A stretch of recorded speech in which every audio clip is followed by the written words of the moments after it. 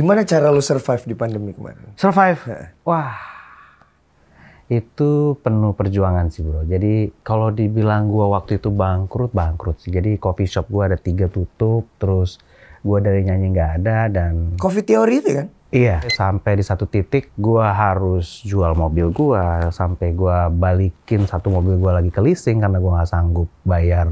Dan akhirnya gua jualan lontong sayur itu yang ya mungkin teman-teman banyak yang tahu ya, karena kan gua dulu di sosial media gua naikin banget tuh lontong sayur segala macem. Online ya? Nggak online, gua sempat jual di GBK bro. Jadi lu jualan di GBK serius? Iya, jadi gua hire satu pegawai dan kadang-kadang gue yang nemenin, gue yang motong-motongin juga, gue yang serve juga. Beneran. Di waktu GBK? era itu, iya. Waktu pandemi itu? Pandemi itu, beneran. Alhamdulillah sebenarnya bagus. Di situ salesnya bagus. Jadi makanya... Oh itu lumayan menolong ya? Lumayan menolong bro. Jadi bisa dibilang dengan itu sama online itu bisa sebulan 60 juta. Itu serius? Bisa bro. Iya.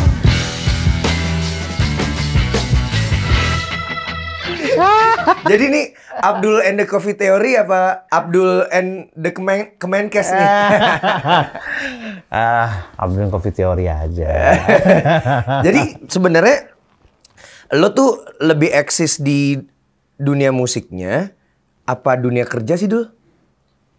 Enakan up ya? Kalau gue sih dulu emang lebih eksis di dunia musik, tapi kan gue tetap kerja juga bro. Jadi tetap melaksanakan apa yang disuruh atasan ya, setiap hari kerja, lo berangkat. Kemenkes ya? Iya benar, Kemenkes benar. Dan mungkin sore malamnya gue nyanyi gitu. Jadi kalau zaman dulu kayak gitu. Jadi jadi lo cuma bisa terima job cuma Sabtu Minggu ya? Malam bisa sih. Oh malam bisa, jadi setiap hari di weekdays bisa, tapi nggak di luar kota dong? Nah, gue pernah ngambil yang luar kota, cuman gue jatuhnya pagi banget berangkat pulang. Misalnya gue Semarang, ambil yang pagi jam 5. Nah, biasanya sih gue agak telat tuh nyampe kantor. Jam-jam 8, setengah 9. Nah, itu kena tegur tuh bener. Iya. Sering dong? Sering kena tegur dong? Lumayan sering sih, karena sering telat lah ya. Maksudnya sering telat, terus... Di kantor tuh kayak karyawan durjana ini. Di kantor tuh kayak nggak fit gitu, kayak ngantuk gitu. Jadi kayak siapa dulu nih kenapa ya? Ya mungkin karena gue kurang tidur juga mungkin ya. Karena kan kita kalau manggung kan emang benar-benar selesai manggung tuh justru kita di situ refreshingnya ngobrol sama yang lain misalnya. Kita ngumpul sampai kadang-kadang sampai jam 2 gitu ya. Karena itu melepaskan kita capek sebenarnya. Jadi di situ biasanya inspirasi keluar di situ di saat kita nongkrong kan. Nah cuman kalau jam 5 gue udah langsung berangkat lagi emang jadinya nggak maksimal. Ya sejak itu udah mulai tegur, gue mulai hilangin tuh yang keluar kota kalau malam. Jadi lo membatasi ini ya, membatasi pekerjaan. Iya. Iya dong, bener dong. Iya bener. Gue membatasi itu karena kan yang paling penting kan harusnya tetap pekerjaan utama gue ini gitu loh. Oke, karena dia tetap ya. Iya, pekerjaan tetap, benar. Maksudnya ya gajinya tetap, apanya tetap gitu. Cuma kalau musik mungkin lebih gede nggak sih, Dul? Sebenarnya emang lebih gede kalau musik di saat nih, kan kita setiap kali bikin karya kan tergantung nih, karya lu diterima nggak nih? Kalau diterima, rezeki lu alhamdulillah bagus. Nah, kayaknya sih kisaran 2010 sampai 2017 sih bagus ya. Maksudnya lagu gue diterima dengan sangat baik. Jadi iya, lu manggung kemana-mana gila. Manggung mulu gitu. Tuh diomelin mulu tuh pasti tuh sama atasan tuh. Soalnya kan kemana-mana kan Abdul and the Coffee Theory. Jadi itu sampai waktu itu gue sempat kayak bukan ngakalin ya. Ya udah dulu kalau gitu lu ambil yang ini, lu ambil cuti, yang ini lu ambil cuti, yang ini ya pokoknya lu atur jangan telat gitu. Jadi kan kita boleh ngambil cuti kan sebenarnya. Ya cuman ya nggak banyak ya, cuman 12 hari dalam setahun gitu. Jadi ya diatur gimana kalau misalnya lu kira-kira akan telat atau gimana ya diatur, jangan sampai lu jadinya telat, karena kan telat juga masalah bro. Jadi juga dihitung berapa jamnya. Nah makanya setelah itu baru Mas Abdul nih telat mulu nih misalnya gitu. Jadi lu akan dipanggil gitu.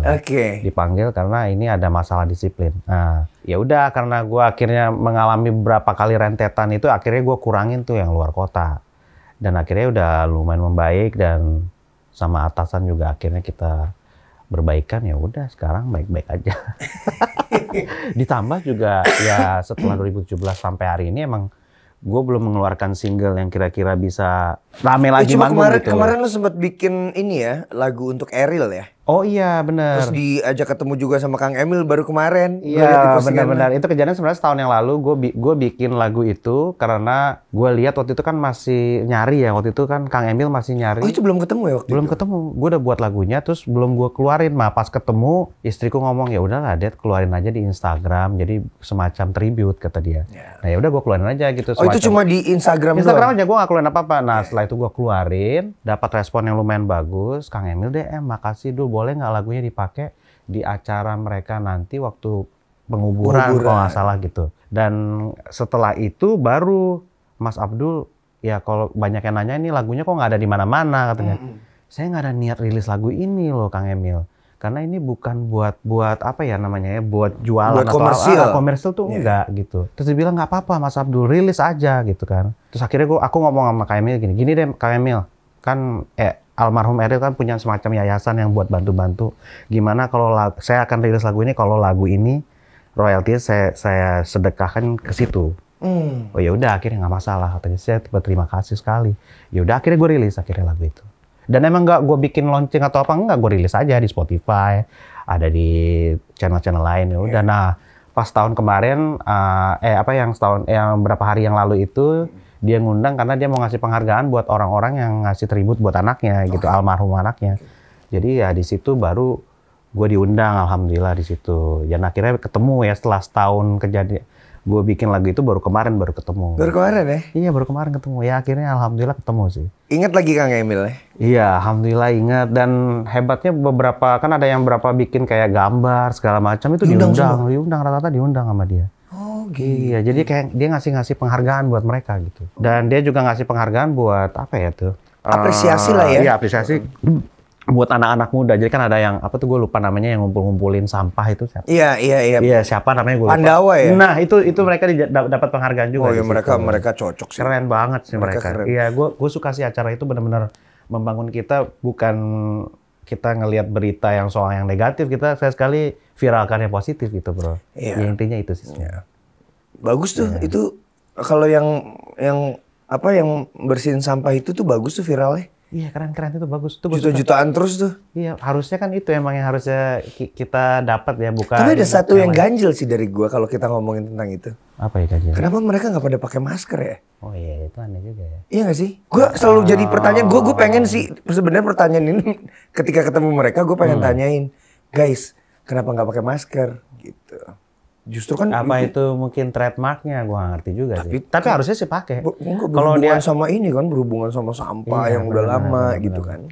Apa mungkin sebelumnya mereka pakai? Enggak sih di videonya enggak. Enggak, di videonya nggak pernah pakai. Makanya itu gue kayak mungkin udah saatnya lu nanti undang. lah kalau ketemu. Lu undang lah. Apa? Banyak banget dulu. Oh banyak. Banyak banget gue bingung ngobrolnya. Nanti pada duduk-duduk di sini lagi. Di belakang gue. Jadi gimana menurut lo? Menurut lo gimana? Itu yang di atas. Iya. Ngomong-ngomong sekarang lo lagi di label mana sih, Dul? Nggak ada. Oh, lo nggak di label? Tapi lo pernah di label kan? Pernah. Jadi lo tuh musisi dan komposer yang keluar masuk label, iya kan? Iya benar. Awalnya kan dulu gue pernah di Trinity, tapi cuman titip jual aja tuh. Oh, titip edar ya? Titip edar doang. Dan makanya masternya masih punya gue. Nah pas berikutnya baru gue ke The Majors. Iya, The Majors. Gue ke The Majors, gue rilis di sana itu Abdul Coffee Theory itu. Dulu awalnya Abdul yang solo, Abdul Coffee Theory. Nah setelah The Majors gue ke Cats Record. Pokoknya di Stara dulu masih ada di Stara ya. Iya. Labelnya di Stara. Cats ya, gue tahu. Nggak lama kemudian akhirnya gue kerja sama Formula Music itu kalau nggak salah kerja sama KFC dan teman-temannya lah ya. Terus, eksklusif? Pokoknya gue kayak bikin rilis the best gitu bro. Tahun 2016 gitu gue lupa ya. Jadi gue rilis di situ. Di KFC? Di KFC. Jadi cuman waktu itu cuma dapat di daerah Sumatera doang gitu. Jadi gue inginnya kan crowd gue dari Jawa nih, tapi dapetnya cuma Sumatera. Jadi mereka ada kayak dikasih gitu, ya Abdul cuma dapat di daerah sini doang. Kok aneh sih, harusnya di tempat yang lo kuat ya? Iya, gue juga gak ngerti sih. Tapi ya udahlah, ya akhirnya cuman berapa puluh ribu doang gitu kopi ya, tapi nggak masalah. Terus akhirnya gue diajak kerja sama Warner, duet sama Rifan tahun 2017. Nah, 2018 gue akhirnya di Yang sama Wina Natalia itu sendiri, gue masih sendiri tuh. Jadi masih belum itu masih sama Cats itu, sama Cats. Oke, jadi Abdul ini pernah merilis lagu Bahagia Itu Sederhana. Bahagia itu sederhana. Nah, dia merilis bersama Wina Natalia. Wina Natalia tuh dia pemenang apa ya dulu? Gak menang apa-apa sih sebenarnya. Cuman dia dokter ya? Dia masuk Indonesian Idol. Oke. Itu sempat pernah Ahmad Dhani sempat ngomong lah apa gitu. Cuman akhirnya dia nggak lolos gitu lah. Terus akhirnya ketemu sama gue, ayo dong kita ada lagu nih, ayo kita kerjain aja Bahagia Sana. Terus gue juga nggak pernah kalau nama dia Wina Natalia gitu. Jadi pas kita rilis juga, gue juga baru nyadar kok orang banyak yang tag ke istri lu gitu kan. Jadi kayak jadi istri saya kan namanya Wina Natalia. Jadi itu bini gue tiap hari dulu radio kontaknya dia semua. Bahkan kalau nggak salah ada berita Abdul merilis lagu dengan istrinya Anji kalau nggak salah deh. Itu juga gue bilang, wah ini nggak bener nih gue bilang. Mukanya bini gue. Sampai akhirnya si Wina itu kan ganti sekarang di Instagramnya jadi Wina Song namanya. Dia rubah karena dia ngerasa, Dul kayaknya orang nganggap gue kayak istrinya Anji. Dia juga sama mengalami hal yang sama gitu bro. Wah itu lucu banget sih. Ternyata kita bisa menikah tanpa perlu ketemu nih. Dia istriku di Batam. Batam kan ya? Iya dia tinggal di Batam. Gue punya 2 istri di sini sama di Batam namanya gara-gara namanya sama. Itu lucu banget sih. Lucu banget sih ya. Dia sampai hari ini loh. Iya benar-benar. Sampai hari Twitter terutama ya. Twitter sama ini Instagram juga kan masih ya, play radio, kan lumayan radio sekarang play. Kan mereka juga kalau posting playlistnya nge-tagin kan. Iya nge-tagin benar. Nah, itu bini gue masih kena tag. Aduh itu kocak banget sih.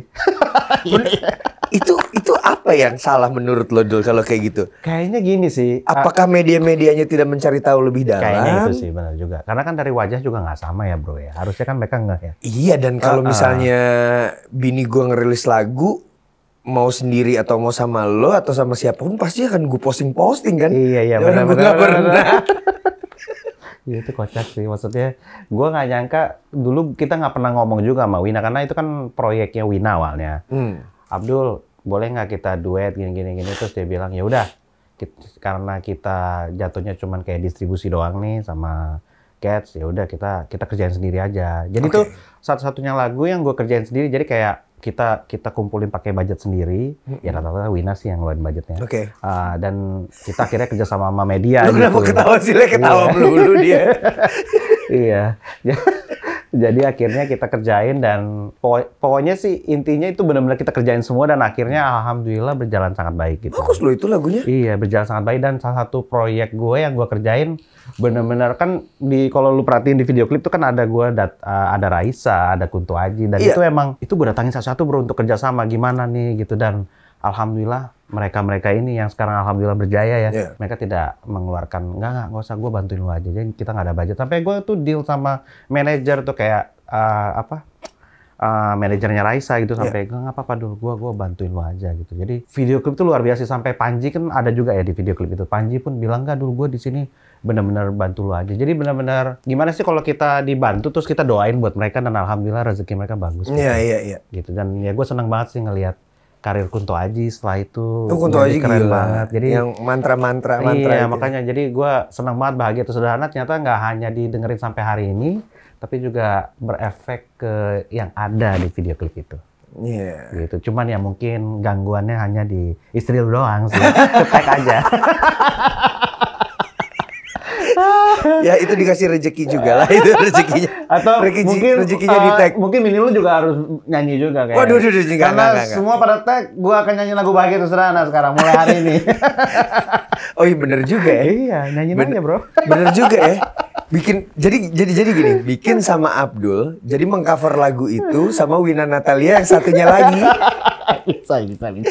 Boleh juga tuh dulu. Boleh. Enggak dia nggak bisa nyanyi, bini gua nggak bisa nyanyi. Cuma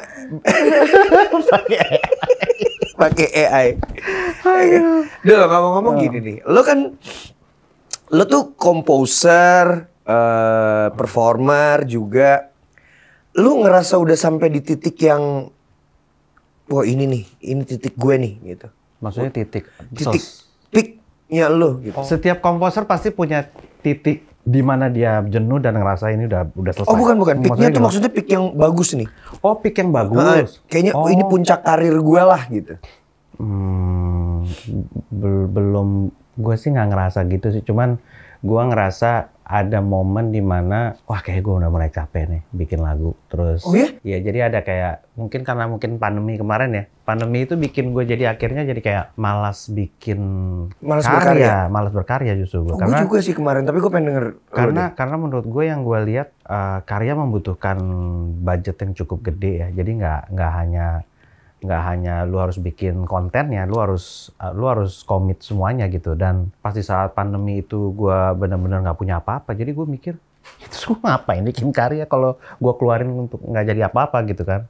Tapi ya itu dia, untung gue ketemu nih sama sahabat gue yang di Surabaya namanya Jule. Dia bilang ya kalau lu mau bikin karya keluarin aja dulu, nggak masalah kata dia, mau itu terjadi atau enggak gitu. Cuman emang dari terakhir yang gue buat itu gue udah belum ngeluarin lagi sih selama pandemi ya, 2020 terakhir lah itu. Gue juga 2020 pas pandemi gue nggak ngeluarin karya sih. Cuma gue titipkan. Oh Gue titipkan ke Lyodra. Oh Lyodra, oke. Ke Judika gitu. Oh nice. Tapi guanya sendiri malah lagi males gitu. Gue tuh baru mulai ya tahun kemarin tuh masih ogah-ogahan. Tapi karena ada momen gue kemarin baru keluar dari rehab. Gitu kan, gue beberapa bulan kan. Terus gue kan nulis banyak lagu di sana. Ya udahlah rilis. Gitu. Justru di rehab itu lu justru banyak inspirasi. Ya karena nggak ngapa-ngapain kan dulu. Oh iya benar-benar. Kan ya nggak ngapa-ngapain gitu di dalam, ngapain ya gitu. Enak ya nulis, gitu nulis. Tapi tuh lu ngerasa itu jadi turning point lu juga nggak sih waktu masa di sana? Ya itu salah satu hal besar dalam hidup gue. Yang bikin gue jadi mikirin banyak hal lah. Gitu. Kayak gue jadi nggak, gimana ya? Gue tuh kan lagi pengen nyantai, gitu. Lagi pengen nyantai. Tapi gue juga mikirin, oh ya gue punya tim, gue punya keluarga, gue punya yang lain-lain. Ya udahlah, gitu. Gue berkarya lagi. Berkarya lagi ya. Tadi udah males gue. Kan lo kemarin sempat bikin konten di gunung apa tuh? Puntang. Iya, Puntang. Iya, sekarang udah jalan. Udah jalan lagi. Sekarang di sana udah jalan, udah running well gitu. Usaha di sana bagus. Cuma ya gue pikir gue memang harus lebih balik lagi ke karya nih dan konten. Gitu. Karena dulu gue kan udah sering bikin gitu kan. Ya karena lu dulu rajanya konten justru. Karena gue termasuk, gue emang nggak bisa bikin konten kayak lu, cuman gue ngerasa lu memanage konten lu dengan baik. Karena lu tahu ini bisa jadi something buat musisi sebenarnya, dan lu selalu ingatin gue, Dul ini the future of musician, lu harus bikin konten. Terus gue bilang, gue pernah ngomong gitu ya? Iya, udah lama banget tapi bro. Udah lama banget bro, itu lu ngomong udah lama banget, dan akhirnya lu kerjain dan lu berhasil. Dan kalau orang bilang ke gue ya emang layak, dari dulu dia udah lakuin itu gitu. Ya kalau sekarang orang pada ngikutin Anji ya emang itu mungkin misinya gitu dari awal, supaya kita perhatikan konten. Nah gue juga beberapa kali ngobrol sama teman-teman gue yang lain. Nah lu kenapa nggak kayak gitu? Ya gue belum ketemu aja konten yang menarik. Kalau gue ngomongin musik kayaknya enggak deh gitu. Makanya gue akhirnya mencari kira-kira apa yang gue kira-kira bisa bikin konten yang gue suka gitu. Iya. Gitu aja. Iya emang kalau bikin konten harus yang kita suka sih. Ya itu cukup lama juga sih, sampai akhirnya kalau one day gue akan bikin konten yang gue suka. Gitu. Hobi lu apa sih tuh? Gue termasuk suka nonton gue sebenarnya. Nonton ya? Jadi tuh kalau dulu-dulu nih orang kalau ketemu gue, dia ditanya bukan Dul, musik lu gimana? musik kira-kira yang bagus, lu nggak ada yang nanya itu ke gue. Yang nanya, Dul, ini film ini yang baru rilis kira-kira bagus nggak? Gue sampai bilang gini, kalau lu nggak akan suka film ini karena gue tahu lu sukanya yang ini. Jadi lu mendingan nonton yang ini. Gue bisa kayak gitu bro. Oh gitu? Iya. Jadi ya udah lu bikin konten itu aja. Nah, gue gak kena copyright baru. Kalau musik copyright mulu. Tetap ada copyright juga bro, kan beberapa misalnya visual dari filmnya juga kan tetap harus ada copyright, tetap ada copyrightnya. Cuman mungkin gimana cara kita memanage supaya misalnya mempromosikan film ini dengan baik. Kalau yang itu film yang gue suka ya, kecuali kalau lu nge-review film yang kira-kira kurang bagus, nah itu mungkin cukup bermasalah mungkin. Nah kalau sekarang ini yang gue lagi bikin, kebetulan ada satu media ngajak kerjasama, ada itu di Instagram gue, jadi gue mulai nge-review nih bro, udah ada 3 episode, jadi gue baru running itu sekarang. Jadi akhirnya setelah bertahun-tahun dari terakhir lu ngomong itu, baru gue kerjain sekarang. Ya, tapi kerja sama-sama media ya? Sama media, ada satu media kebetulan teman gue juga. Jadi kayak misalnya lu one day bikin media dan lu ngomong, Dul, ayo dong kita bikin something karena lu kayaknya bagus di sini. Oh ya udah ayo, kita sama-sama di sini. Oh ini tawaran nih. Kelas bioskop. Bioskop mania. Asik. Enggak, kalau gue kan banyak programnya tuh pakai kelas. Gue pengennya. Oh, ada kelasnya. Iya. Oke. Gue iya kelas ini gitu. Oh gitu. Jadi lu pakai yang kelas ya. Supaya nanti bisa dibawa ke offline juga gitu. Oke, Bisa dibikin kayak gitu rencana ke depannya sih. Cuma nggak tahu, gue lagi memupuk energi. Yang jelas gue baru mau mulai lagi. Istirahat gue beneran 2 tahun tuh pandemi. Di gunung aja kerjaannya. Sama gue juga bro, istirahat bro. Istirahat dan nyari duit. Dan nyari duit pastinya. Iya, gimana cara lu survive di pandemi kemarin? Survive? Wah, itu penuh perjuangan sih bro. Jadi kalau dibilang gue waktu itu bangkrut sih. Jadi coffee shop gue ada 3 tutup, terus gue dari nyanyi nggak ada dan... Coffee Theory itu kan? Iya, Coffee Theory itu tutup bro, waktu pandemi itu. Jadi dulu kan ada 3 ya. Jadi tutup dan gua nggak ada. Dan kebetulan dulu gua banyak, apa ya istilahnya ya, tagihan lah istilahnya yang harus kita bayar. Kan hidup kita sekarang bayar tagihan ya. Jadi tagihannya itu misalnya contoh nih, tagihan gua ada 55 juta per bulan. Ya kan gaji nggak, misalnya gaji bisa menutup sekian. Iya, karena gua mikir gua udah nyanyi dan dari coffee shop ada, jadi kan ya gue adalah sempet kayak ngambil semacam apalah gitu yang kira-kira buat untuk muterin duit untuk bikin misalnya bisnis gue di sini ternyata akhirnya gue nggak bisa ngebayar itu bro, sampai di satu titik gue harus jual mobil gue, sampai gue balikin satu mobil gue lagi ke leasing karena gue nggak sanggup bayar mobilnya. Iya, sampai gue balikin ke leasing bro. Jadi sampai lo nggak ada mobil? Dan sampai nggak ada mobil, gue pakai gokar aja. Dan sampai gue waktu itu dan minjem ke bokap gue mobilnya, karena kan bokap gue kan nggak mana-mana, kan udah tua juga. Ya udah kamu pakai aja dulu mobil ini buat kebutuhanmu. Sampai di titik itu bro.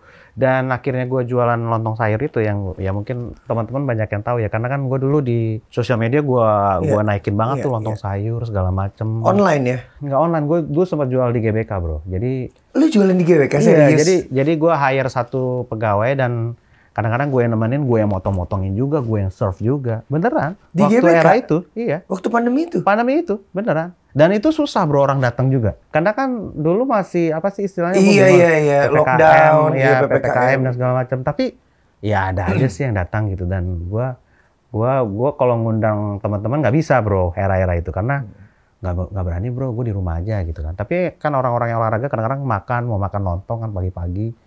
Ya gue jualan di situ. Jadi, harusnya di pasar dulu. Ya benar sih, cuman alhamdulillah sebenarnya bagus di situ, salesnya bagus. Jadi makanya. Oh itu lumayan menolong ya? Lumayan menolong bro. Jadi bisa dibilang dengan itu sama online itu bisa sebulan 60 juta itu bisa. Serius? Bro. Iya. Tapi masalah. Guys, kalian tetap mau jadi kameramen? Nggak mau jualan lontong sayur aja? 60 juta loh. Nah, cuma masalahnya ini satu. Waktu itu yang masak cuma bini gua sama nyokapnya. Oke. Jadi karena pas lotnya gede banget dan akhirnya bini gua tangannya tuh udah mulai sakit dan akhirnya gua bawa ke dokter dan dia akhirnya kalau emang kita nggak bisa hire orang baru lagi, aku nyerah katanya. Akhirnya gua cut. Iya, karena kan juga ada kegiatan sebagai seorang ibu kan. Iya, jadi masa gua jatuhnya kayak mulai ya bini gue kok jadi malah jadi punya sakit gitu gara-gara ini gitu kan nggak mungkin gitu ya walaupun gue yang jualan. Nah setelah itu baru gue putuskan ya udah deh kita coba apa sih namanya, mungkin kopi mungkin bisa kali kita buka di mana lagi gitu. Dan akhirnya alhamdulillah ada beberapa investor yang mau, ya udah dulu gue ada budget di mana lu mau buka di mana, dan akhirnya gue pilih. Makanya akhirnya buka lagi dan akhirnya kita sempat buka di salah satu rumah sakit sekarang gitu. Masih sampai sekarang. Sampai hari ini? Sampai hari ini. Oh, alhamdulillah ya. Alhamdulillah. Tapi lontong sayurnya udah enggak? Lontong sayurnya udah enggak sih, bro. Udah enggak ya? Udah enggak. Nanti kalau one day ada investor yang oke, gue bisa hire banyak orang, mungkin gue buka lagi. Iya, sayang loh itu. Iya, sayang banget sampai ya. Dulu dokter Tompi aja sempat pesan, Dul, pernah dia nelfon cuma gini doang. Dul, siap sedia nggak lontong sayurnya? Karena gue butuh nih, gue kepikiran deh kemarin. Lah, kan gue udah nggak jualan lagi, bro. Lu udah nggak jualan lagi? Udah enggak. Ya gimana sih? Udah matiin doang. Berarti lu bisa undang orang-orang untuk makan lontong sayur lo sebenarnya tuh. Konten lontong sayur. Kayaknya belum ada konten lontong sayur tuh kayaknya. Bener sih. Belum ada ya? Belum ada kayaknya. Boleh juga tuh kayaknya. Dul, kita bacain satu berita lama ya. Oh, nah, boleh. Oke. Boleh. Ini gua kalau milih berita lama nih gue nggak ikut-ikutan nih. Ini keinginan Abdul and the Coffee Theory yang belum tercapai. Apa ya? Apaan? Itu berita tentang apa tuh, Dul? Ya mungkin dulu dia nanya apa sih impian Mas Abdul ya. Dulu kayaknya nggak tahu ya. Mungkin gue jawab gue ingin banget perform di luar negeri kali ya gitu. Terus Udah dong. alhamdulillah udah. Ya walaupun tetangga ya, negara tetangga. Cuman mungkin ada tour kali keliling dunia, kan impian semua musisi ya nggak Iya. sih? Dulu gue pernah juga ditanya. Enggak juga sih, Dul. Impian gue tahu nggak? Apaan? Impian gue tuh manggung di desa-desa di Indonesia. Oh, oke. Jadi spesifik impian gue tuh dari dulu, dari kecil. Dan akhirnya kesampaian, bro. Kesampean, gue Iya, manggung bener, sama kesampean, bener. Jarum Coklat kan. Keliling Dulu 500-an desa udah. Wah, alhamdulillah, bro. Iya. Akhirnya semua Jadi udah gue tidak tercapai. bermimpi jadi musisi yang manggung di luar negeri gitu. Karena nggak tahu deh. Makanya gue rilisnya lagu-lagu bahasa Indonesia kan. Ya, gue kebetulan ada sih bahasa Inggris karena ya nggak tahu ya, mungkin dari dulu tuh gue ingin banget bikin lagu bahasa Inggris sebenarnya, bro. Cuman kan semua orang bilang nggak akan laku bahasa Inggris. Ya itu ya 15 tahun yang lalu ya mereka ngomong gitu. Terus akhirnya pas sekarang gue lihat lagu bahasa Inggris sudah mulai bagus responnya, ya akhir-akhir ini kalau lu perhatiin gue ada beberapa lagu emang gue pakai bahasa Inggris. Ya, mungkin itu masih impian gue kali yang belum tercapai mungkin ya. Mana tahu gue bisa tampil ya di Mana? Negara mana yang lo paling banget? Apa ya? Yang lo Gua sih paling sampai pengen hari banget ini, manggung? gue sih sampai hari ini gue tuh ada sampai bikin satu lagu judulnya, sebenarnya ini nggak bisa gue ceritain karena ini sebenarnya kayak gift buat bini gue karena gue ingin banget ke kota itu sama bini gue. Paris ya pasti. Bukan sih. Adalah satu kota di Amerika lah. Gue tahu. Oh, Amerika. Gue pikir di Wina. Aduh, pokoknya intinya gitulah. Jadi ya mungkin one day, dan gue sempat bikin pokoknya satu lagu judulnya Someday in Kota Ini gitu. Tapi ini ya, apa namanya, akhirnya setelah pandemi, kan dunia musik, dunia event tuh udah menggeliat lagi Iya, kan. iya, benar-benar. Jadi udah mulai terima-terima job lagi nih. Ya lumayan. Abdul and the Coffee Theory pasti tetap namanya ya, begitu kan? masih tetap gitu. Cuman emang mungkin nggak sebanyak dulu ya. Paling sebulan sekali. Ya benar-benar jauh banget sih dibanding dulu. Paling gue ngambil yang besar-besarnya kayak, ya ada beberapa festival yang gede, ya alhamdulillah gue ambil. Oke. Jadi cuman jatuhnya nggak kayak zaman dulu lagi nih, bro, yang gue excited dan ya itu tadi karena gue lagi malas juga itu. Jadi kayak kalau lu udah bikin karya dan lu bikin something, mungkin orang juga ingin nonton lu juga nggak sih? Iya. Pasti ada kayak gitu kan. Iya. Dan gue sekarang kayak misalnya pas ngerasa, kok lu manggung lu sekarang nggak serame dulu ya?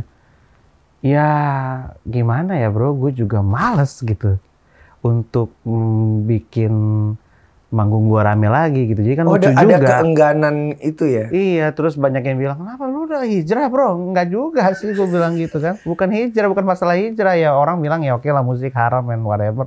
Tapi entah kenapa emang ada keanehan di gue yang benar-benar berubah ya gara-gara pandemi itu.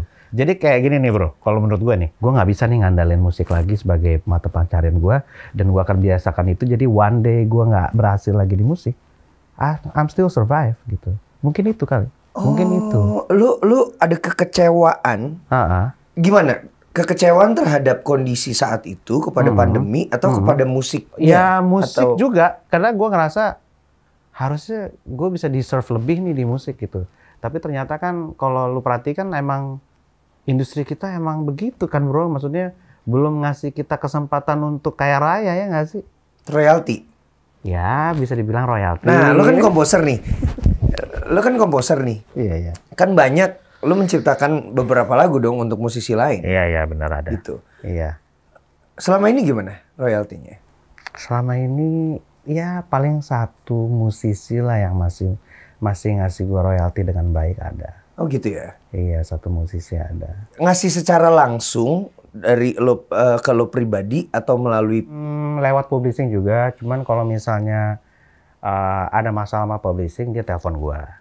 Gitu. Jadi kayak, Abdul, ini kok lu nggak approve lagu ini dipakai? Kan gue yang nyanyi gitu kan. Oh, gue nggak tahu lu yang nyanyi gitu kan. Gue pikir orang lain gitu. Terus pas publishing nawarin segini, gue bilang kok kecil banget gitu kan. Nggak usah deh ya, kalau gue tahu lu yang nyanyi ya nggak masalah. Ini gue telepon lagi publishingnya gitu. Oke. Jadi ada sampai momen kayak gitu lah. Lo tahu nggak sekarang lagi ada kemelut-kemelut komposer gitu? Iya sih, gue lihat. Ada. Gue perhatikan dan kayaknya mereka sudah bikin semacam aliansi ya bro ya untuk. Ya dia termasuk gue di dalamnya. Oh, lu termasuk dalamnya? Gue termasuk di dalamnya, termasuk yang oke. ada di dalam situ. Karena menurut gue komposer nih nggak ada asosiasinya sendiri, selalu bergabung kepada ya musisi yang lebih besar, pencipta lagu, performer, apa segala macam dalam satu kumpulan yang menurut gua dan menurut teman-teman yang lain juga kan di situ ada Mas Dani, ada Teh Rika, ada Badai, ada Denny Casmala, ada Mas Piu, ada Di Lestari. Sekarang banyak nih yang lama-lama ikutan karena mereka pengen bersuara. Gua nggak dapet apa-apa gitu. Lu dapet royalti? Maksudnya kalau gue boleh tahu dari LMK nih, kisarannya tuh berapa per tahun? Tahun nih? 900.000. Gue pikir emang semua segitu sih bro, kan gue nggak tahu ya. Enggak. Dan gue yakin kalau 900.000 tuh royalti performingnya nggak ada tuh kayaknya. Nggak ada ya, berarti itu di luar performing ya. Kadang-kadang kan gue waktu di, ya misalnya. Kalau itu dari karaoke, dari apa gitu. Oh, oke. Dan yang gue bingung tuh sebenarnya performing tuh kita akan dapat dari tiap kali orang bawain lagu kita. Kayak di luar negeri gitu kan. Iya benar-benar. Jadi lo bisa retire, lo bisa pensiun. Tapi ketika lagu lo memang masih dibawain sama penyanyi-penyanyi yang lain gitu, atau masih dinyanyikan di mana-mana, lo masih tetap dapat duit. Harusnya gitu. Gak perlu jualan lontong sayur di GBK, potong-potong. Iya. Benar. Berarti lagu kayak Reza kemarin yang lagi hype itu siapa yang ciptain ya? Yang izinkan Denny Casmala. Denny Casmala. Harusnya Denny Casmala udah bisa beli pulau dong sekarang. Iya nggak sih?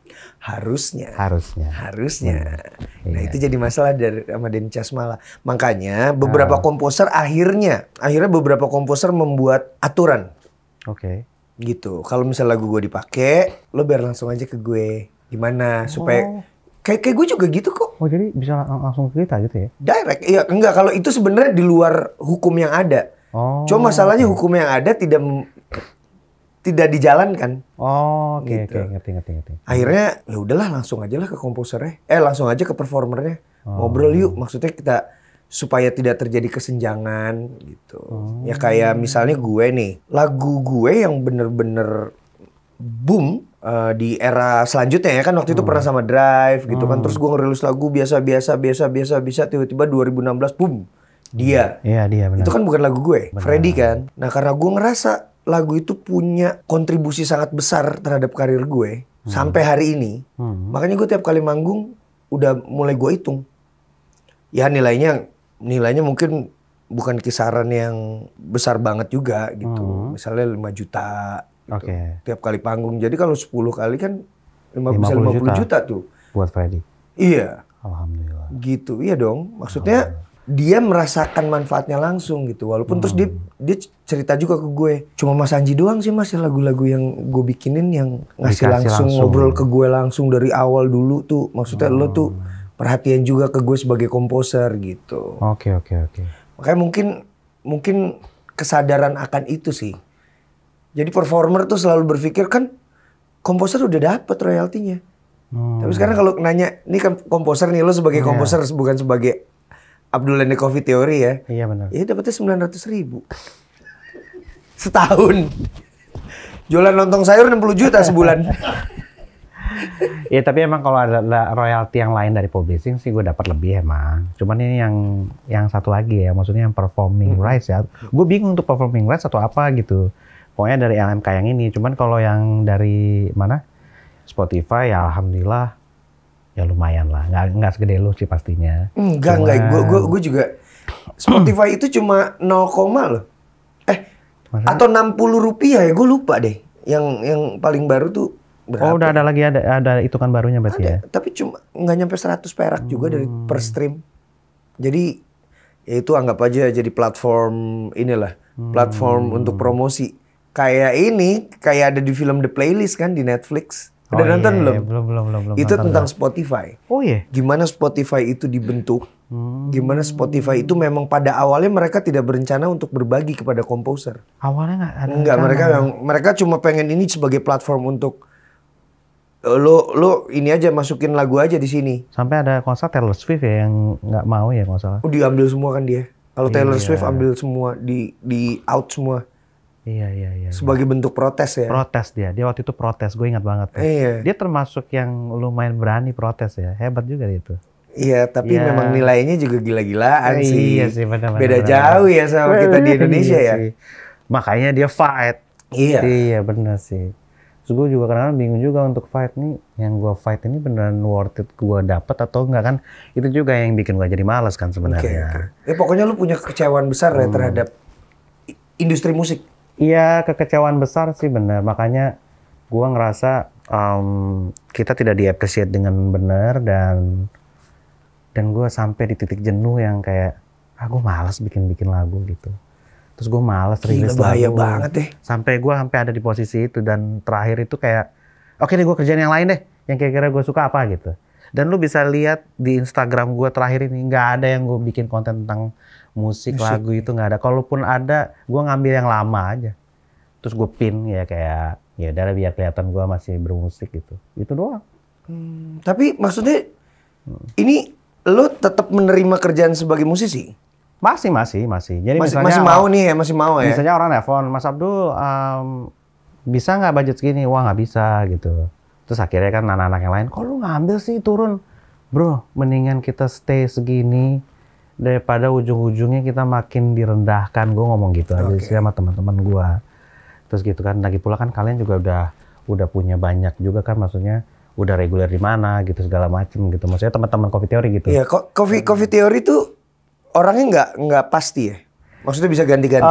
Sebenarnya pitch-nya udah ada, misalnya kayak Indra, terus kayak ada Deska, ada Rifan. Cuman Rifan kebetulan pindah ke Cina ya, istrinya orang Cina. Tapi Indra kan sering main sama siapa-siapa aja. Iya, dia gitaris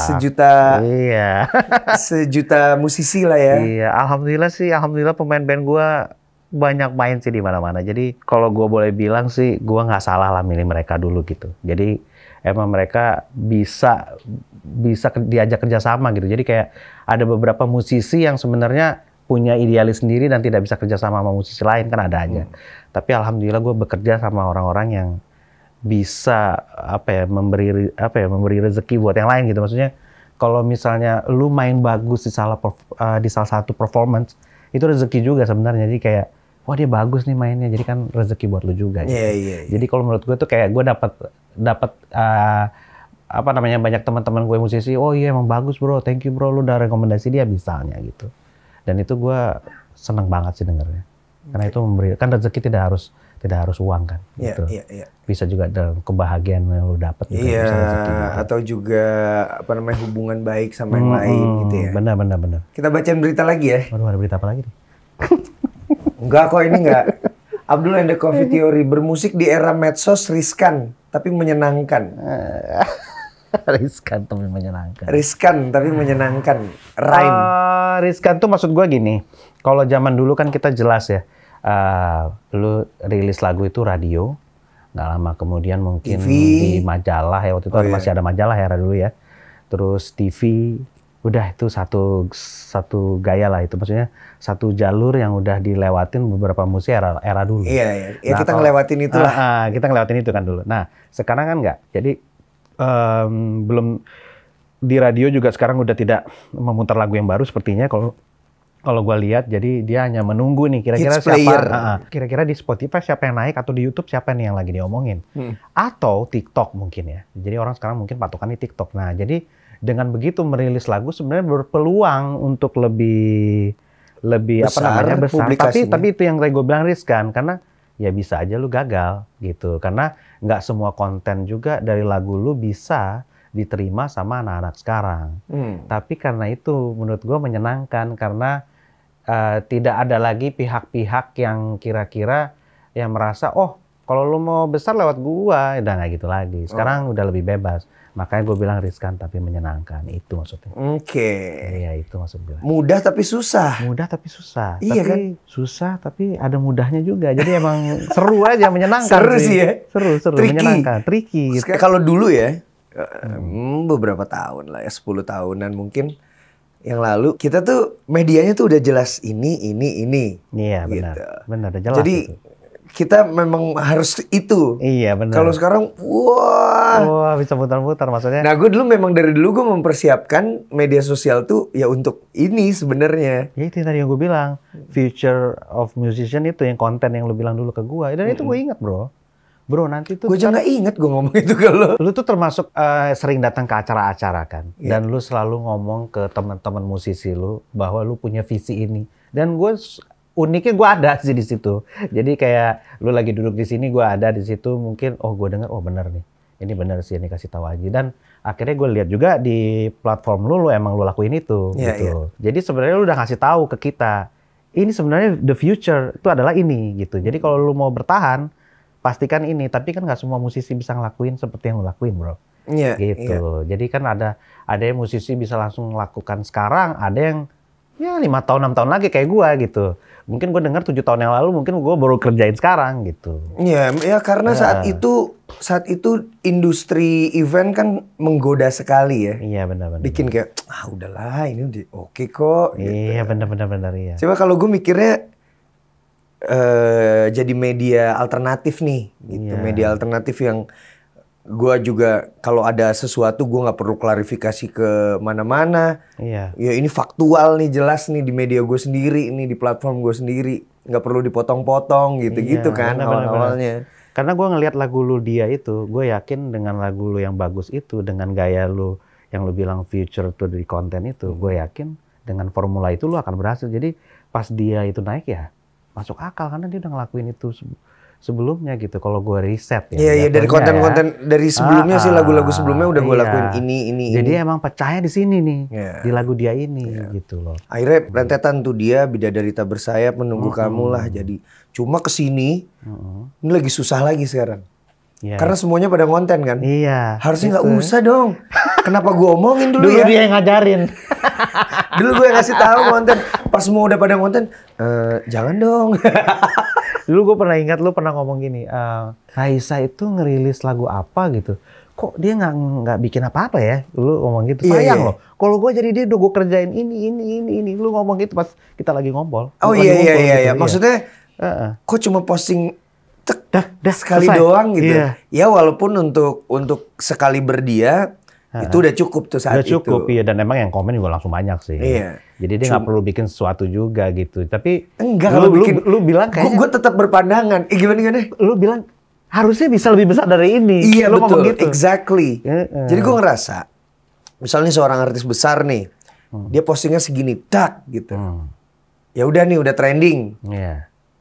Ya udah gitu. Ya udah gitu. Tuh sayang banget. Gue kayak kok ini harusnya kalau bikin activation ini gitu. Justru karena lu ngomong gitu gue juga ketampar. Karena gue cuma ngeluarin gitu doang. Dah, keluarin video klip, dah gitu. Terus sekarang gue inget ya. Anji pernah ngomong gitu, kenapa nggak dikeluarin lagi konten. Bahkan seorang yang tadi penyanyi besar aja, lu aja komplain, apalagi yang maksudnya gue nggak sebesar dia gitu kan. Harusnya lu lebih banyak lagi bro gitu loh. Kan itu kan intinya kan gitu.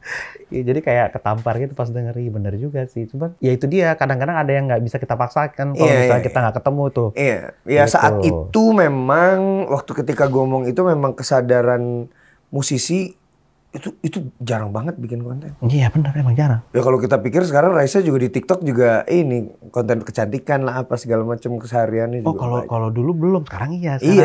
Sekarang iya. Kan memang harus. Iya memang harus, makanya dia akhirnya melakukan yang dulu pernah cerita sama gue. Ini harusnya dia bisa begini nih. Gitu, dan akhirnya gue lihat beberapa kali konten yang lu buat. Oh iya, ini emang cocok buat lu gitu. Iya. Jadi ada beberapa formula yang lu tampilkan, belum tentu juga di formula itu bisa lakukan di musisi lain sebenarnya. Tapi ide yang lu tampilkan benar. Gitu. Idenya iya, tapi kalau namanya jenis programnya beda-beda lah ya. Beda-beda. Lu cari sendiri lah kira-kira apa yang belum orang pernah lakukan gitu.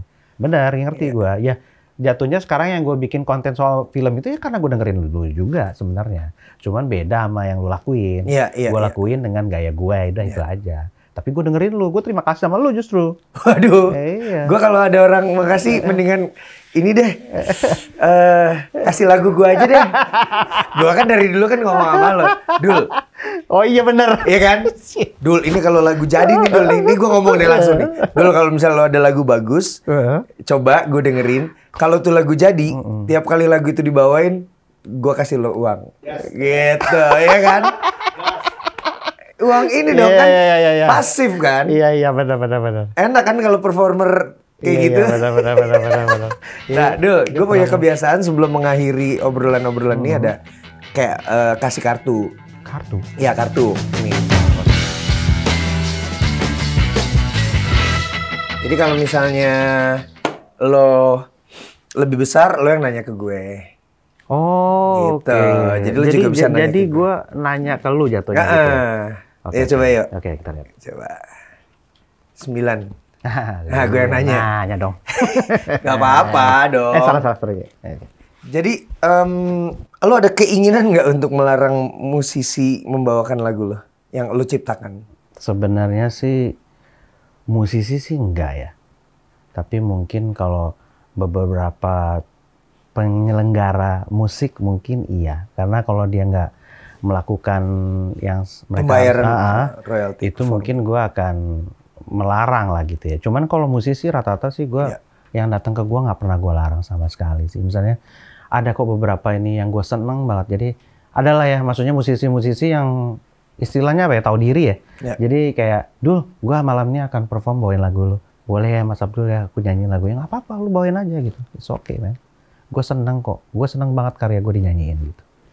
Gitu. Sebenarnya sih gue nggak ada keinginan maksudnya menutup rezeki mereka tidak membawakan lagu gue. Cuman emang kan secara yang mungkin tadi di undang-undang gitu ngasih tahu kalau sebenarnya kan penyelenggara harus membayar royalti untuk performing rights gitu. Jadi ya mungkin lebih arah ke sana sebenarnya. Ya, jadi tuh pasalnya tuh berbunyinya jelas tidak perlu meminta izin kepada pencipta dengan memberikan imbalan melalui lembaga manajemen kolektif. Pek, itu kalimatnya. Jadi tidak perlu minta izin, tapi lo harus bayar. Iya, gitu. Benar. Oh itu yang kemarin diributkan Rika juga kan sama The Groove bukan? Iya, kalau Rika Ruslan tuh sama The Groove tuh memang kalau dia sih udah nggak mau aja lagunya dibawain. Oh, oke. Karena ini udah masalah pribadi kalau personal jatuhnya. Itu masalah personal, bukan masalah umum lah ya. Itu biar dia angkat sendiri di pengadilan. Mereka akan ke pengadilan, akan diuji nih. Wow. Gitu, akan diuji nih. Sebenarnya mana yang perlu dipertahankan. Ini kalau sampai Rika Ruslan kalah, artinya lagu itu memang milik domain, public domain. Ngeri sih. Ngeri banget. Ya makanya itulah Asosiasi Komposer tuh pengen bikin mengembalikan hak pencipta lagu. Karena selama ini tuh kayak lagu setelah dirilis ya udah, itu udah punya umum gitu. Ya memang iya, tapi ketika digunakan secara komersil enggak gitu dong. Iya benar. Kalau nggak salah di luar juga sekarang writer yang film kan lagi pada demo tuh. Iya, jadi kan akhirnya sekarang semua di Hollywood tuh lagi stop semua syuting karena writersnya nggak ada, lagi pada demo. Ya pokoknya minta itulah persamaan hak atau apalah gitu. Gue nggak terlalu ngelihat banget sih, cuman sampai artis-artis Hollywood yang lain tuh pada turun ke jalan. Jadi kayak Colin Farrell semua pada ikut dukung mereka gitu, para writers. Ya sama aja, kita kan juga sebenarnya penulis. Nah iya sebenarnya nih komposer ketika memperjuangkan haknya ini sebenarnya sangat perlu didukung oleh performer loh. Sangat Bu. Jadi bukannya begini nih. Iya, kita masih begini. Kita begini padahal menurut gue yang perlu dibenahi itu bukan ininya. Ini nih sistemnya. Nah sistem ini kepada siapa nih? Ya itunya gitu. Mungkin emang sistemnya emang belum beres dan kita juga kadang-kadang personalnya lebih tinggi juga. Jatuhnya akhirnya pas sistem itu dijalankan ada personal jadi akhirnya agak bertabrakan sih menurut gua. Jadi Tapi emang karena sistem belum dijalankan sih Dul. Kalau gue iya, sih kalau fix gitu sih. ya, fix gitu Sistemnya tidak berjalan dengan baik ya, bukan tidak dijalankan ya. Belum berjalan dengan baik. Jadi transparansinya juga kita nggak tahu uang-uang itu gimana, auditnya gimana. Kita cuma terima royalti sekian, penjabarannya nggak detail. Pokoknya udah ini udah gitu doang kan? Iya, bahkan kadang-kadang kita sama teman kita doang, misalnya gitu, gue rilis lagu nih sama teman gue. Ya gue liat platform lu gini-gini, terus pas gue tanyain, iya kok ada kok segini, ya mana, gue bilang gitu. Gila, sama teman sendiri nggak jelas gitu, apalagi sama orang yang gue nggak kenal gitu. Iya. Gue kadang-kadang pusing juga tuh di situ bro. Iya bener juga sih. Ke lembaga. Iya makanya. Gitu, LMK. Iya. Iyalah ya. Iya. Oke. Kita buka lagi ya. Oke. Oh iya. Sekarang gantian tuh gue 4. Oh. 2. Lo kecewa sama dunia musik gitu? Lo kecewa sama industri musik kan? Sebenarnya kecewa itu bukan berarti gua nge-curse industri musik ini tidak berperan apa-apa buat gua, enggak. Justru gua berterima kasih sama industri musik karena gua berada di sini dan berhasil menyenangkan banyak orang. Cuman mungkin yang gua kecewa adalah setelah kita give it all to industri musik, kenapa begini kita receive-nya gitu. Jadi kayak gue ngerasa kayak something's not right lah gitu. Jadi ada sesuatu yang nggak benar gitu. Jadi lagi-lagi royalti. Ya jadi mungkin ke situ sih. Jadi bukan gue nge-curse industri musik yang enggak. Ya karena kan you love music. Iya, I love music dan basically gue love industrinya juga gitu. Dan gue seneng sama orang-orang di dalamnya. Cuman kan kadang-kadang kita, ya contoh nih gue ngerilis lagu, lu juga ngerilis lagu, kan sebenarnya kita bisa saling helpful lah. Maksudnya kita bisa saling kolaborasi. Kan sekarang yang dilakukan musisi kan saling membantu, termasuk aliansi komposer ini kan termasuk kita saling backup sebenarnya. Ya sebenarnya itu nggak ada yang salah sih kalau misalnya kita udah ketemu jalan keluarnya. Gitu sih. Mudah-mudahan ketemu jalan keluarnya. Ketemu lah, harus udah saatnya lah ini. Udah saatnya lah ya. Udah saatnya lah. It's time to rise lah. Harusnya ini kita nanti pada ngomong semua pasti pada deg-degan juga tuh yang selama ini tabirnya ada di lembah hitam tuh, gue nggak ngerti tuh, ketutupan tirai kayaknya. Ini ada apa? Ini nggak bisa dibuka-buka gitu. Harusnya ya. Harusnya bro. Oke. Kok kecil-kecil kartu kali ini? Ini kah jatuhnya lebih gede nggak? Lebih gede. Oh, kira gue ya. Jadi gue yang nanya ya. Oke. Apa ya yang mau tanya ya? Bentar. Susah kan nanya tuh? Iya. Susah lu nanyain orang. Waktu kemarin lu di rehab, ada nggak satu momen yang lu ngerasa apa gue ngelakuin kesalahan ya? Apakah ini sebuah punishment kah yang pernah lu lakukan sebelumnya dan akhirnya lu menerima ini? Pernah ngerasa gitu nggak? Iya banget. Oh banget justru. Banget. Sebenarnya gue justru lebih merasa bukan penggunaan substance-nya. Gitu, bukan penggunaan substance-nya, tapi maksudnya yang sangat gue pikirin itu adalah, oh iya gue terlalu egois nih, gitu. Gue terlalu egois karena gue terlalu mikirin diri gue sendiri, sampai gue melupakan bahwa hidup gue ini bukan cuma punya gue doang nih, punya bini gue, punya anak-anak gue, punya orang-orang yang bekerja di rumah gue, punya tim kreatif. Ada ini, maksudnya jadi makin besar, oh iya, ya gue nggak bisa egois nih, gitu. Itu sih yang akhirnya bikin gue makdek gitu, kayak, ya udah gue harus berkarya lagi deh, karena biar bagaimanapun karya yang menghidupi gue gitu. Oke. Ya berarti itu turning point yang lu bilang kemarin itu ya? Di situ sih ya, makanya lagu gue walaupun berat ya lagunya, judulnya Disiksa Rindu tuh tetap gue rilis karena itu momen dimana gue merasakan itu, maka liriknya kan.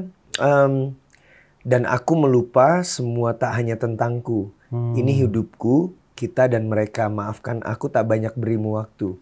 Hingga membuat kau disiksa rindu gitu. Kalimatnya gitu tuh.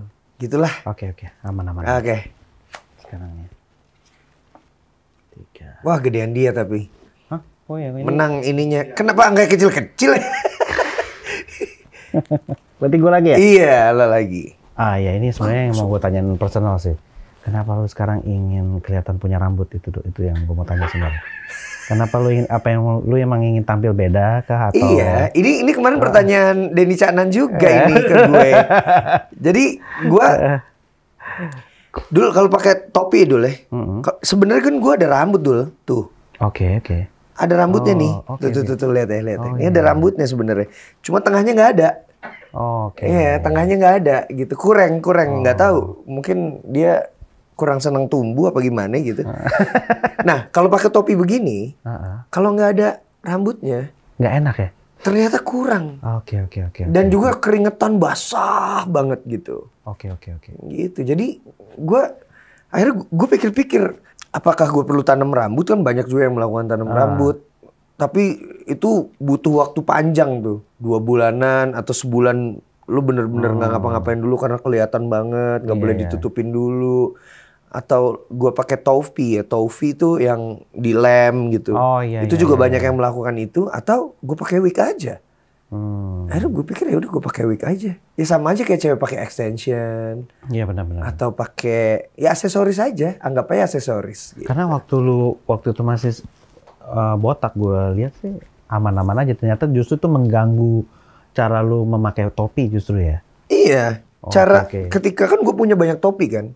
Tidak semua topi-topi yang besar-besar itu pantas kalau misal dipakai sama orang botak gitu. Makanya gue pikir kayaknya gue harus ganti deh.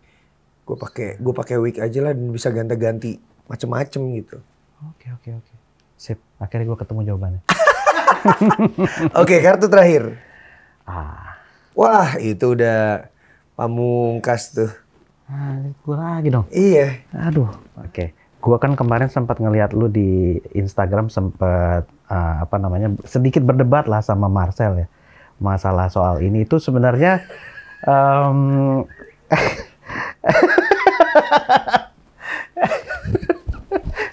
parah pertanyaannya. Itu sebenarnya emang yang lu mau sampaikan itu apa emang mereka melakukan hal yang tidak benar, apa emang tidak sinkron aja pertanyaannya gitu. Maksudnya yang lu tanya apa yang dijawab beda gitu, apa emang karena nggak sinkron aja atau? Ini harusnya lu nanya ke Marcel ya. Karena waktu itu gue mempertanyakan transparansi. Oke, nyanyi transparansi. Tanyain transparansi dan mungkin tanggapannya waktu itu salah gitu. Mungkin nangkepnya salah kali ya. Nangkepnya salah, mungkin waktu itu dia lagi bekerja. Gue udah teleponan juga sama Marcel sih. Gue udah teleponan juga sama Marcel. Dan maksudnya kayak dijelasin gini. Gue bilang juga, ya tapi, nah itu dulu. Lo bilang kan gue udah ngonten dari dulu kan. Iya benar. Banyak orang menganggap segala macam tuh gue kontenin. Padahal enggak. Iya. Kalau misalnya mau ngecek sosial media gue, nggak semua hal gue kontenin. Gue ada isu terbaru ini. Gue nggak peduli gitu. Tapi memang gue cuma concern di hal-hal yang ya memang gue mau buat gitu. Ya kalau isu performing rights ini gue jadiin konten banget gitu. Ngapain? Itu paling viewsnya berapa? Mendingan gue bikin konten prank. Udah jelas banyak itu pasti. Orang lebih terhibur, lebih seneng, gak nyinggung gitu. Iya. Cuma kan emang kadang-kadang kita kalau nulis sesuatu di sosial media emang tangkepan yang kita baca suka salah sih. Jadi kayak misalnya mungkin pertanyaannya apa, terus tiba-tiba nangkepnya, wah ini nyerang gua kali ya, atau secara personal atau gimana, dia terus akhirnya ngebalesnya juga mungkin salah, akhirnya jadinya mungkin nggak nyambung ya kan. Itu yang masalah di kita selama ini ya. Kayak gua misalnya ribut sama manajer gua, padahal yang gua tanya apa, dia jawabnya apa, akhirnya ribut gitu. Pokoknya intinya sebenarnya sih gua masalah transparansi sih. Karena kan memang harus ada audit dari LMK dan LMKN, dan itu ada pasalnya. Mereka harus mengumumkan ke publik hasil auditnya, karena itu kan uang kita. Itu ada di undang-undang, itu dikasih tahu untuk harus dikasih tahu. Harus diaudit oleh ya memang sosial media apa? Enggak ada pihak auditnya, akuntan. Akuntannya. Terusnya harus diumumkan kepada publik. Harus diumumkan kepada publik minimal 1 media cetak dan minimal 1 media elektronik. Oke. Jelas dong, berarti kalau mempertanyakan transparansi bukan hal yang harus diperdebatkan. Ya sebelum kita tutup, gue ada yang nanya ke lo. Dalam kasus yang kemarin nih, Anji dan Marcel yang lo tanyain barusan. Iya. Lo condong kemana? Aduh, agak susah nih gue jawabnya. Gini bro, gini bro. Anak Kemenkes banget gue jawabannya. Sebenarnya kita kan di sini musisi itu sebenarnya kan udah kayak apa ya, saudara sebenarnya. Cuman mungkin ada beberapa orang yang punya kepentingan di sini dan yang satu lagi mempertanyakan. Jadi sebenarnya gue di semua pihak sih sebenarnya, karena gue ingin kita bersatu sebenarnya. Yang gue inginkan adalah ya pihak Marcel dan pihak Anji itu bersatu dan kita ketemu nih jalan keluarnya. Iya benar. Sebenarnya ini tuh jadi kayak gue kenapa-napa sama Marcel, padahal bukan gitu. Maksudnya Anji sebagai musisi mempertanyakan haknya kepada sebuah lembaga. Sebuah lembaga, iya. Gitu. Dan kebetulan yang sebuah lembaga itu kan musisi kan. Jadi maksud gue ini ya itu tadi, sebuah lembaga ini harusnya bisa kita bersatu. Tapi kalau ngomongin sebuah lembaganya ya gue pasti pilih lu yang itu. Kalau misalnya kalau dari lembaga ini ternyata tidak tidak transparan ya bro ya. Ya kita satu. Belum transparan. Iya, belum transparan jadi ya. Tapi kan menuju untuk transparan kan kita juga butuh kerjasama juga sih dari kitanya juga. Maksudnya kita juga harus. Iya, maksudnya nggak bisa nih kalau menurut gue nih ya, masalah tuh lu salah, lu nggak bisa kayak gitu men, gini. Jadi maksudnya kita harus riset dulu, kita siapkan semua paparannya. Ini loh, gengs, masalahnya di sini. Yuk kita selesaikan. Itu maksud gue. Jadi jadi kita kumpul ya nanti ya, komposer ya. Iya. Ayolah. Sukses selalu ya. Sukses juga buat lu. Manggungnya, kerjaannya. Lontong sayur juga dong lagi. Insya Allah nanti one day gue akan buka lontong sayur lagi. Iya, dan pikirin lagu buat gue dulu. Oke, siap. Pasti bro. Thank you, gue udah diundang. Thank you banget. Sama-sama. Semoga ada yang didapat dari obrolan ini. Abdul and the Coffee Theory udah siap manggung kemana-mana lagi. Dan ya udah, jangan lupa senyum hari ini.